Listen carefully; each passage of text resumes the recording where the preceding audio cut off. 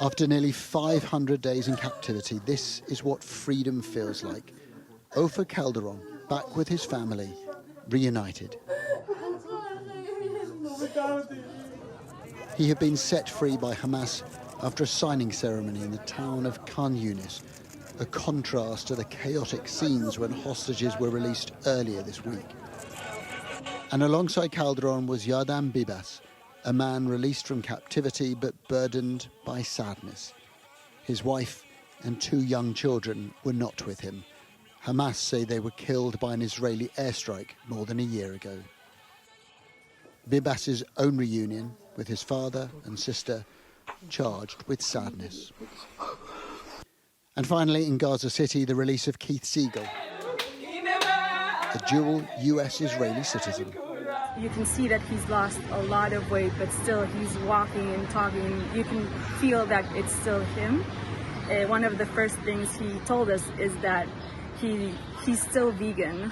Like, there are things that are still very important to him, and they define him as a human being.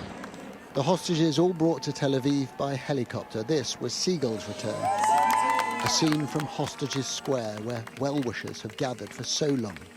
Among them, family and friends of those still being held captive. Dan Lifshitz's grandfather among them.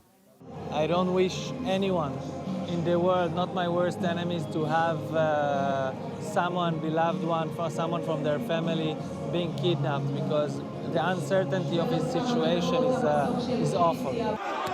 In return for the 3 hostages, more than 180 Palestinian prisoners were then set free.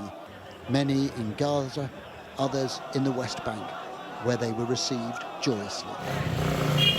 The deal has already meant more aid entering Gaza, and now another step. The Rafah crossing to Egypt opened to allow Palestinians to seek medical treatment.